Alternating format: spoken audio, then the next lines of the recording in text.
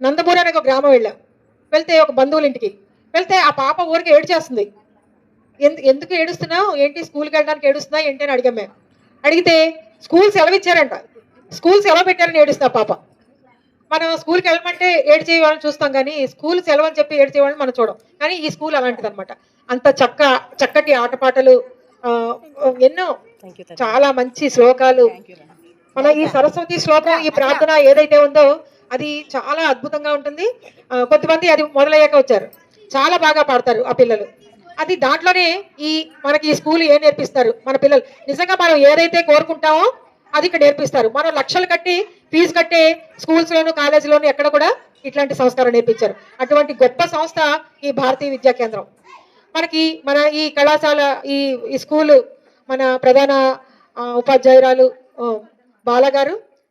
కానీ మనం అవి ఆచరిస్తున్నామా లేదా అనేది మనల్ని ఒకసారి మనసు లోతుల్లోకెళ్ళి తరిచి చూసుకోమంటున్నారు. మనం చేసే ప్రతి పనిలో కూడా సేవ ఉండాలని చెప్పి, మనం మాట్లాడే ప్రతి మాటలో కూడా ఈ దేశభక్తి ఉండాలనేది, మన మనసులో కూడా దేశభక్తి ఉండాలనేది, ఇట్లాంటివన్నీ కూడా మనం ఆచరించాలని చెప్పి, మనం ఎంతసేపు ఏం చేస్తున్నాం? నేను, నా కుటుంబం, నేను, నా పిల్లలు, నేను, నా భర్త, ఇట్లాగే మనం పరిమితం అయిపోతున్నాం కదా. కానీ ఈ సంస్థ ఉద్దేశం, ఇవాళ ఈ కార్యక్రమం పెట్టుకునే ఉద్దేశం ఏంటంటే, మనం సమాజం కోసం మనం ఏమైనా చేస్తున్నామా?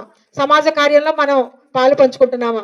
ఇతరుల కష్ట నష్టాల్లో మనం ఏమన్నా భాగస్వామ్యం అవుతున్నామా? ఇట్లాంటివన్నీ మన దినచర్యలో భాగం అవ్వాలని చెప్పి, అదేవిధంగా మన కుటుంబాన్ని, మన విలువలతో కూడిన కుటుంబాన్ని మనం నిర్వహించుకుంటున్నామా? మన ఇరుగు పొరుగులు ఏమన్నా ఇబ్బందులు పడితే వాళ్ళ మీద 4 రాళ్ళేస్తున్నామా? లేకపోతే సానుకూలంగా వాళ్ళకి మంచిగా ఆ కుటుంబ సమస్య పరిష్కారం అయ్యే మనం మార్గం చూపిస్తున్నామా? ఇట్లాగా అదేవిధంగా మన పర్యావరణాన్ని కాపాడుతున్నామా? మనం మొక్కల్ని మనం పెంచుతున్నామా లేదా?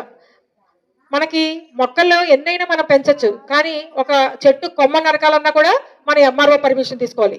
అంత కఠినమైన చట్టం ఉంది మనకి. కానీ మనకు తెలీదు. మనం మొక్కలేసేస్తా ఉంటాం, నరికేస్తా ఉంటాం, కొట్టేస్తా ఉంటాం.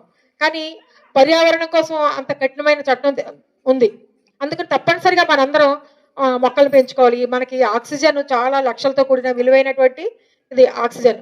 కానీ ఆ ఆక్సిజన్ మనం ఊరికనే మనం అనుకుంటున్నాం. కానీ రాబోయే రోజుల్లో మనకి ఈ కాంక్రీట్ జంగిల్ అయిపోయింది కాబట్టి మనం కనీసం ప్రతి మనిషి 14 మొక్కలు తక్కువ కాకుండా పెంచాలి అనేది. మనకు సరిపడా ఆక్సిజన్ మనమే తయారు చేసుకోవాలంటే కనీసం మనం 14 మొక్కల్ని మన చుట్టుపక్కల మనం ఏర్పాటు చేసుకోవాల్సి ఉంటుంది.